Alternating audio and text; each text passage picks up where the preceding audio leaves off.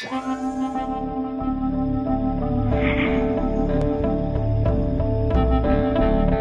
cars are as storied as the Vette. In fact, 60 years ago, we got the first one. 50 years ago, the first Stingray version. And now it's all back together again for Gen 7.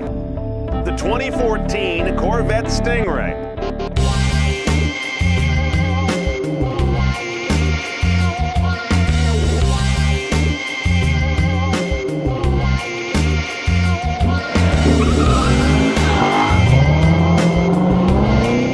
Let's take a tour of this new 7th generation Vette. First of all, proportions are about the same. And by the way, they point out they're remarkably close to a Porsche 911.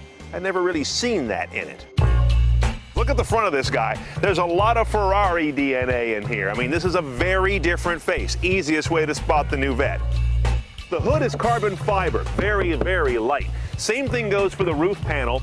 All these guys have carbon fiber roofs. You can't see it, but underneath here, all aluminum frame and subframes, which is stock now on every single one of the new Vettes. And of course, a lot of these fenders and other panels are made of sheet molding compound, a high-tech plastic. So I'm not sure you can get a fridge magnet to stick to this car anywhere.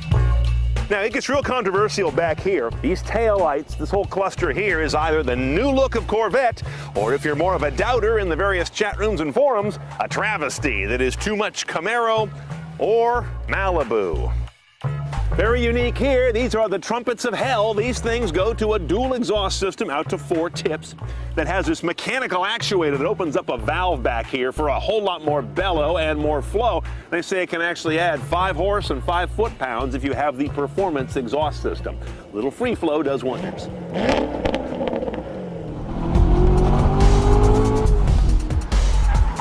Okay, now the roof's a big story on this new Vette. All of the supposed hardtops actually have a lift-off roof. You can't get a true hardtop Vette, at least not yet in this 7th generation. If you can get these in body color, clear carbon, or for $1,000 optional, a clear smoked top. That could be kind of cool. Now let's put it away. You put this into these front clips, drop it in here, snaps into place. How do you get your luggage in and out of there? Well, the fronts are kind of like pivots, so you can still get here like it's a lid. Kind of clever and does not clobber too much of your rear cargo space. All right, the first big news about the new Vette is the cabin. They've upholstered basically everything. No hard plastic undersheeting is really showing except at very few places, and the texture there is nice as well. Now, you may have already noticed the other way they've upholstered this car. They've upholstered it with LCDs. This one carries Chevy MyLink. Nothing dramatically new here. We've seen this before in Chevy vehicles. Over here, though, is very different. This is the instrument panel for the Vette. The main panel is full of LCD, though notice you've still got a mechanical speedo and a mechanical fuel gauge and temperature gauge.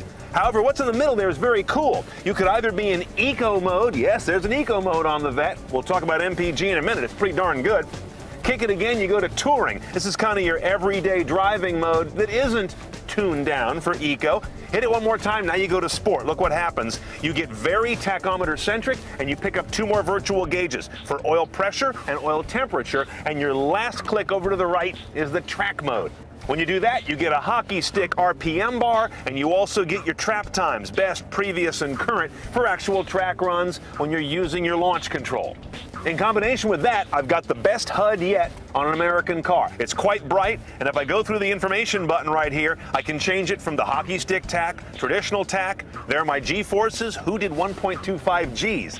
I wish I was on that ride. Now, our drive controls. The car I'm sitting in right now has an automatic, 6-speed automatic. This is a car they'll sell a lot of, but the more interesting car has an all-new 7-speed manual. We're gonna get some time with that in the road. They all have a mode selector right here, which, as I showed you, changes up the dash, but more than that, it changes 12 parameters of the vehicle, from the tip-in of the accelerator, transmission behavior, suspension behavior, how the limited slip behaves is electronically controlled on this car, and all manner of other things around the vehicle. So it really does change personality.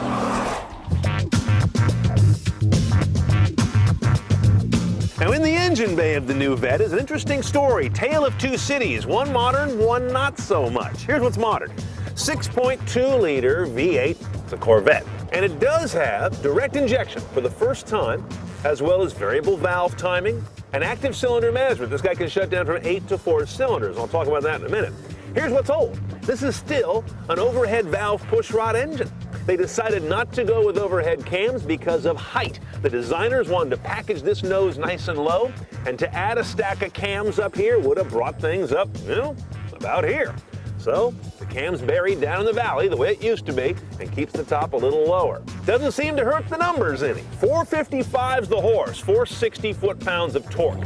0 to 60 for this car at about 3,300 pounds. Comes in around 4 seconds. A little under 4 if you get the Z51 performance package.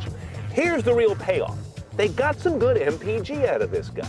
1729 with an average of 21. And a big part of that is because this guy runs on 4 cylinders, as I mentioned earlier, when it can.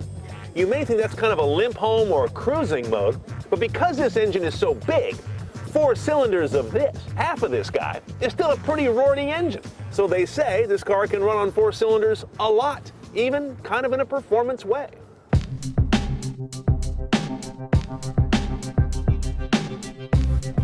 First of all, the power delivery on this guy is real linear.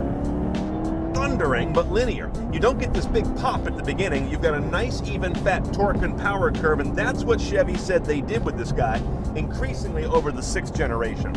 It doesn't come on alarmingly, but it comes on big. I hit that paddle, now I'm in rev match mode. Now watch this, I go into a downshift without touching the throttle. That's automatic, I didn't goose it.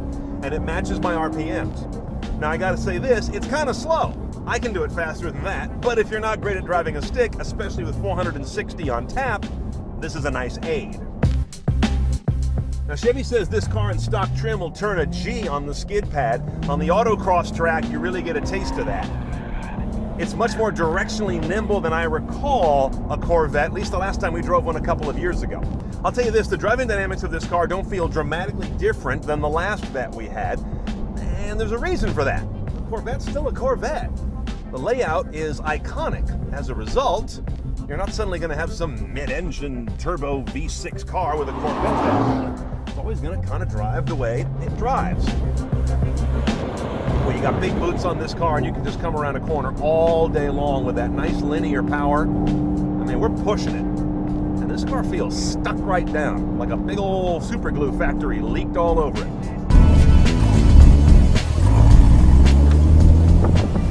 Okay, some downsides.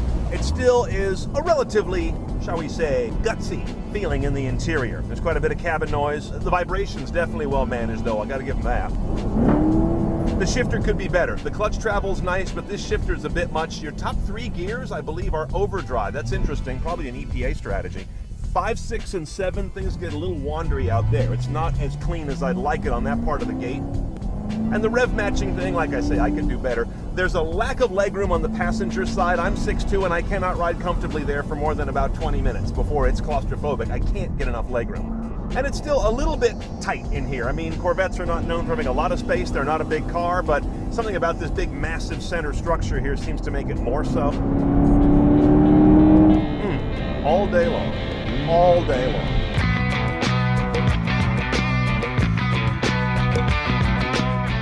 Now, the Corvette, for all its performance, remains, whether they want me to say this or not, a value leader. About $52,000 delivered for your base coupe. Add $5,000 if you want a convertible. Another paltry $2,800 to get to the hotter Z51 trim, and $1,000 for that clear lift-off top. That's optional above the base carbon fiber roof. The Corvette has not changed its essential DNA. It's a big old brawny front engine, rear drive, V8 American classic. But they've definitely evolved this car to a point that many thought it couldn't get just a few years ago.